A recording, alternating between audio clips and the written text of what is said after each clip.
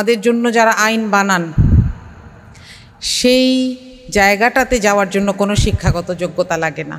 আরও অপমানজনক হচ্ছে স্থানীয় সরকার নির্বাচনে শিক্ষাগত যোগ্যতার একটা মিনিমাম লেভেল বেঁধে দেওয়া হচ্ছে। তাহলে সংসদ আমরা তো প্রশ্ন করি নাই কখনো।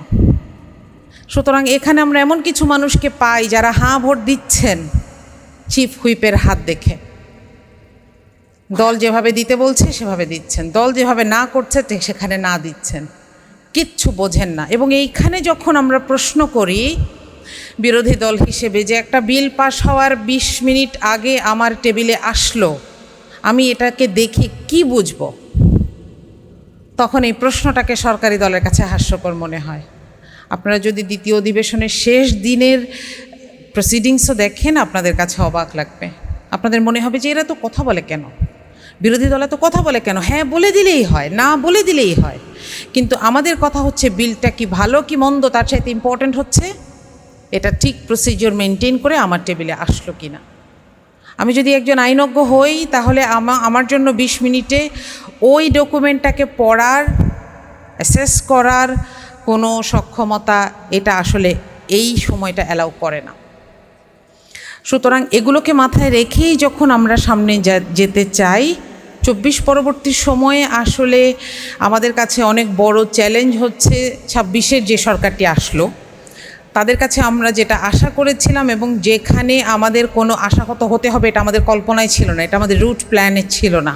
সেটা হচ্ছে যে আমরা জুলাই সনদের ব্যাপারে কোনো দ্বিরুক্তি সহ্য করতে প্রস্তুত ছিলাম না। কিন্তু আমরা দেখলাম প্রথম দিন থেকেই জুলাই সনদের সাথে এমন একটি বিমাতাসুলভ আচরণ করা হচ্ছে যেটা আসলে ঐক্যমত্য কমিশনের এই যে লম্বা সময় ধরে কাজ করা হলো, মতামত দেয়া হলো, এরপর সবাই মিলে একটা কনসেনসাসে চলে আসা হলো এবং সর্বোপরি মানুষের মতামতের মাধ্যমে, গণভোটের মাধ্যমে যেই রায় সরকার মানতে বাধ্য ছিল তার প্রতি সরকার আজকে দিনটা পর্যন্ত পৃষ্ঠপ্রদর্শন করে যাচ্ছে। এটা আমাদের জন্য অনভিপ্রেত এবং জাতির জন্য একটা অশনি সংকেত।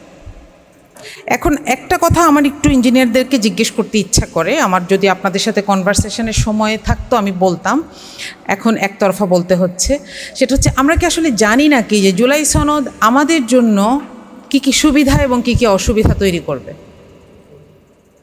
জুলাই সনদ আমাদের জন্য কি কি সুবিধা তৈরি করবে যদি বলি, এক, স্বাধীন দুর্নীতি দমন কমিশন আমাদের জন্য সুবিধা তৈরি করবে। আমাদের জন্য সুবিধা তৈরি করবে যে সরকারি কর্ম কমিশন থেকে শুরু করে অডিট অফিসগুলো থেকে শুরু করে আমরা সেই সব জায়গায় যেই স্বচ্ছতাগুলো চাচ্ছি সেগুলোতে আমাদের জন্য কি সুবিধা তৈরি করবে। একটা রাস্তার যে বাজেট আসে, রোডসে যে ইঞ্জিনিয়ার থাকেন তিনি জানেন যে সেই বাজেটের কতটুকু তাকে কোথায় জমা দিয়ে তারপর আসতে হয়। একজন মন্ত্রী ভিজিটে আসেন, তাকে কোত্থেকে খরচ করতে হয়, উন্নয়ন ব্যয় থেকে, সেই রাস্তার খরচ থেকে এখানে নিয়ে আসতে হয়, মন্ত্রীর মনোরঞ্জন করতে হয়। তো এইভাবে আসলে এত বড় একটা চেইন, এত দুর্নীতির বোঝা আমাদের ঘাড়ে যে মানুষ যখন বকা দেয় তখন আমাদেরকে বকা দেয়, তাই না? রাস্তাটা ভাঙা কেন, কারেন্ট কেন চলে যায়, কিন্তু আমরা যখন জবাব দিতে যাই তখন আমরা দেখি আমাদের কাজের জায়গাগুলোতে আমাদের হাত পা বাঁধা। সুতরাং আমাদের আসলে জানা দরকার জুলাই সনদ আমাদেরকে কি কি সুবিধা দেবে এবং আমাদের মধ্যে যে অসৎ মানুষগুলো আছেন তাদেরকে কোন কোন জায়গায় ধরবেন। এবং একটা কথা জেনে রাখবেন, যারা জুলাই সনদের বিরোধিতা করছেন তারা আমাদের চাইতে জুলাই সনদকে বেশি বোঝেন, এজন্যই বিরোধিতা করছেন, এজন্যই আটকে রেখেছেন। আর একটা ২৪ আমাদের মধ্যে আসবে কি না, এখানে একটা কথা একটু বলার দরকার। অনেকেই এই সুযোগে একটু মাথা উঁচু করে বলতে চান তাহলে ২৪টা ব্যর্থ, কোনো দিন না। এরকম কোনো কথাকে কখনো আশকারা দেবেন না প্লিজ। ২৪ সফল। বাংলাদেশের ইতিহাসে কোনো শাসক তার জাতীয় মসজিদের খতিব সহ পালায় যায় নাই, কিন্তু আমরা ২৪-এ এটা দেখেছি। এখনও ফিরেছে, তিনি ফিরুক, এটাও আমরা চাই, with real procedure, right, perfect procedure. দেশে ফেরা মাত্রই তাকে অ্যারেস্ট করা হবে, এই ব্যবস্থাও করা আছে। আমরা চাই তিনি ফিরুন, তাকে আমরা কেউ যেতেও বলি নাই, কিন্তু তিনি প্রাণ ভয়ে পালিয়েছেন এবং এমন কিছু মানুষকে নিয়ে গেছেন। সমস্ত দেশ ৩ দিন পুলিশ শূন্য ছিল না, এবং আমরা ওই অবস্থা থেকে উত্তরণ করে এখানে চলে এসেছি না। সুতরাং এই দেশটা আমাদের অর্জন, ২৪ ব্যর্থ হয় নাই, কিন্তু আমরা আরেকটা ২৪-এর দিকে যেতে চাই না। এজন্যই যেতে চাই না যে আমাদের সোনার টুকরা সন্তানদেরকে নিয়ে তাদের জানের উপরে দাঁড়িয়ে আমরা আরেকটা স্বাধীনতার জন্য চেষ্টা করতে চাই না। আমি ডক্টর মাহমুদুর রহমানের একটা কথা দিয়ে আমার একটা খুব ভালো লাগে এবং আমার এটা সবসময় নিজের জন্য একটা ইম্পর্ট্যান্ট রিমাইন্ডার মনে হয়, এটা দিয়ে শেষ করছি। তিনি একদিন একটা প্রেস ক্লাবে একটা প্রোগ্রামে বলেছিলেন যে আমাদের দেশে বারবার বড়রা ভুল করে আর ছোটরা নিজেদের রক্ত দিয়ে সেই বড়দের ভুলগুলোকে শুধরায়। আমরা আর একবার এই ধরনের কোনো পরিণতিতে যেতে চাই না। তো আমি আমার যারা প্রকৌশলী ভাই বোন সহ এখানে ন্যাশনাল সিটিজেন্স পার্টির যারা আছেন সবাইকে বলতে চাই, আমাদের নিজেদের শিক্ষিত হওয়ার পাশাপাশি দেশের মানুষকে শিক্ষিত করতে হবে এতটুকু পরিমাণে যেন সে তার দাবিটা তার জায়গা থেকে বলতে ভয় না পায়। আমরা নীরব থাকবো না। পেরে ডক্টর মাহমুদুর রহমানের কথা বলছি, তাকে যখন নিয়ে যাওয়া হলো, ধরে ফেলা হলো, এবং আমার জানা মতে বাংলাদেশে এই যে ফেসিস্ট শব্দটা সম্ভবত তিনিই প্রথম ব্যবহার করেছেন। আমি তার বইয়ে পড়েছি গুম রাজ্যে প্রত্যাবর্তন, যে বইটা তখন পড়তাম আমাদের বাসায়, সেটা মানে আমার আব্বু এটার পাঠচক্রের মতন করতেন যে কার কয়টা পড়া হয়েছে আমাকে বল। এবং ওই সময় থেকেই কিন্তু আমরা একটা স্বপ্ন দেখছিলাম, আমরা পড়তাম কিন্তু আমরা কখনো কল্পনাও করি নাই যে আমাদের জীবদ্দশায় দেখে যাব। তো এই যে কথা বলার যেই সংস্কৃতিকে আমরা 24 থেকে ধারণ করতে শুরু করেছি, এটাকে আমরা ধরে রাখবো। আমরা নীরবতা পালন করতে চাই না। নীরবতা ফ্যাসিস্টের ভাষা, আমরা কথা বলবো। আর দ্বিতীয় যে কথাটা বলবো সেটা হচ্ছে, আজকে আমরা এখানে যারা এসেছি বেশিরভাগেরই একটা পরিচয় যে আমাদের একটা স্পেশালাইজড ডিগ্রি আছে, কিন্তু একই সাথে আমাদের জন্য এটা চরম অবমাননাকর যে আমাদের যেটা জুলাই অভ্যুত্থানের একটা অন্যতম ছিল কোটা না মেধা, মেধা রাইট। রাষ্ট্রটা হওয়ার কথা ছিল, যে সরকারে আসুক মেধাভিত্তিক হওয়ার কথা ছিল। খুবই দুঃখজনক এখনও কোটা ভিত্তিক হচ্ছে। কি কোটা ভিত্তিক জানেন? দলীয় কোটা ভিত্তিক।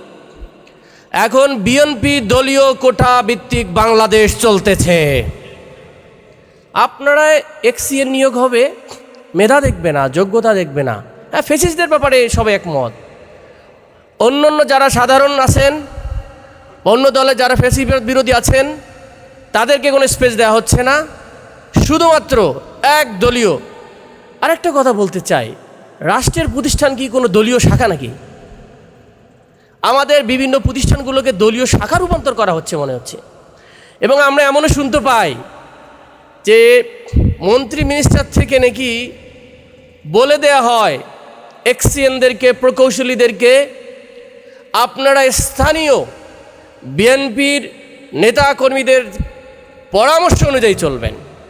যদি বলতো যে জনপ্রতিনিধি, তাও একটা কথা ছিল, কারণ জনপ্রতিনিধির সাথে সবার সম্পর্ক থাকে। দলীয় কি, এটা কি দলীয় নেতাকর্মী? তাহলে আপনার তো কোনো জনপ্রতিনিধির দরকার নাই। আপনার সারা দেশের প্রেসিডেন্ট সেক্রেটারিদেরকে বসায় দেন, বলে এইটাই বাংলাদেশের সরকার, এইটাই সব কিছু। খুবই দুঃখজনক। জুলাই অভ্যুত্থানে যারা শহীদ হয়েছেন তাদের আকাঙ্ক্ষাটা ছিল মেধাভিত্তিক একটা সুন্দর বাংলাদেশ, যেখানে সবার মূল্যায়ন হবে। আর একটা বিষয় বলি আমি খুব সংক্ষেপে, সেটা হলো আমরা আসলে জুলাই অভ্যুত্থান থেকে কী চেয়েছি? সংস্কার। কিসের সংস্কার? যে আমাদের একটা একনায়কতন্ত্র হয়েছে, কিসের মাধ্যমে? সংবিধানে কিছু স্পেসিফিক বিষয় আছে, যে বিষয়গুলো পরিবর্তন না করলে যে কেউ কী হইতে পারে, হাসিনা হয়ে যেতে পারে। এর মধ্যে একটা কি, তার সব পাওয়ার কনসলিডেট হয়। এই জন্য বলছি যে মেয়াদ যেন 10 বছরের বেশি না হয়। এরপরে কি, সাংবিধানিক প্রতিষ্ঠানগুলো যেন স্বচ্ছভাবে, স্বতন্ত্রভাবে চলে। বিচার বিভাগ বলেন, যেগুলো দুর্নীতি দমন কমিশন আছেন, স্পেসিফিক বিষয়গুলোর কথা বলা হচ্ছে।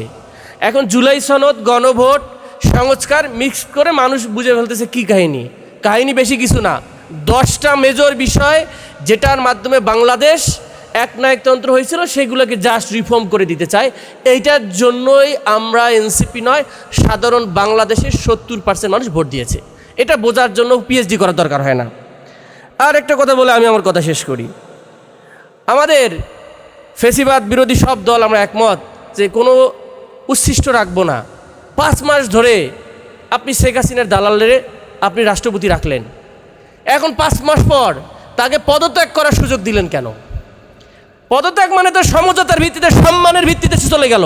তাকে তো ইমপিচ করা দরকার ছিল। কি জুলাই সনদ বাস্তবায়ন করবেন আপনারা? আপনারা তো জুলাই স্পিরিটই ধারণ করেন না। কারণটা হচ্ছে মাথার উপর আওয়ামী লীগ আর আপনি জুলাই বাস্তবায়ন করবেন। এই ধরনের জুলাই মানুষের সাথে মশকরা। সুতরাং বিএনপি জুলাই আসলে লোক দেখানো জুলাই, ব্যবসায়ী জুলাই আমরা মনে করবো তাদেরকে আমরা। এবং আমার দাবি থাকবে, যে লোকটা এই সরকারের অভ্যুত্থানের পরে সরকারেরও, ডেমোক্রেটিক সরকারের দাবি করা সরকারেরও প্রেসিডেন্ট থাকলো 5 মাস, চিকিৎসা নিতে গেল সরকারি টাকায়, সেখানে গিয়ে বাংলাদেশের মানুষ হত্যাকারী শেখ হাসিনার সাথে যোগাযোগ করেছে, আমরা রিপোর্ট পাইছি না? তো দেশের জন্য তো কনসার্নিং। দেশের টাকা নিয়ে আপনি চিকিৎসা করতে গিয়ে আপনি দেশ বিরোধী, রাষ্ট্র বিরোধী, এখানকার জনগণ বিরোধী, অভ্যুত্থান বিরোধী, বিপ্লব বিরোধী তার সাথে কমিউনিকেশন করলো। আমার দাবি থাকবে ওনার পদত্যাগের পর ওনাকে অ্যারেস্ট করা উচিত, ওনাকে অ্যারেস্ট করে বিচারের আওতায় আনা উচিত। এর আগে ওনার দুর্নীতি ছিল, ব্যাংকিং খাতে যখন ছিল, দুদকে যখন ছিল, এগুলা ইনভেস্টিগেশন হওয়া উচিত। কারণটা কি? বাংলাদেশের সবাইকে আইনের আওতায় আনা উচিত। আমরা আর কোনো ধরনের ব্যক্তিকে আইন বহির্ভূত দেখতে চাই না। এটাই থেকে এই দাবিগুলো রেখেই আমি মনে করি আমার কথা শেষ করতে চাই। যারা শহীদ হয়েছে ইঞ্জিনিয়ার তাদেরকে স্মরণ করতেছি এবং তাদের যে আকাঙ্ক্ষা আমরা যারা আছি তরুণরা যেন বাস্তবায়ন করতে পারি। আমাদের অনেক ভুল থাকতে পারে, আমরা যেন ভুল সংশোধন হতে পারে। আপনারা আমাদেরকে অ্যাকাউন্টেবল করেন, আমাদেরকে প্রশ্ন করেন, আমাদেরকে সাজেশন করেন। কারণটা হচ্ছে এই ভুল দিয়েই আমরা শিখে বড় হতে চাই, বাট এই ভুল নিয়ে পচা রাজনীতিতে থাকতে চাই না আমরা। এইটার আকাঙ্ক্ষা যেন আমরা বাস্তবায়ন করতে পারি। এবং জুলাই আমাদের জন্য কোনো দলের নয়, জুলাই কোনো ব্যক্তির নয়, জুলাই হচ্ছে আমাদের দায়। এই দায়টা হচ্ছে আমাদের বাংলাদেশকে পরিবর্তন করতে হবে। এই পরিবর্তন শুধু হাত বোতল না, এই পরিবর্তন হচ্ছে সিস্টেমের পরিবর্তন।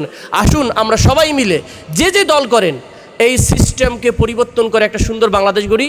সেই প্রত্যাশা রেখে শেষ করছি। আসসালামু আলাইকুম রহমতুল্লাহ।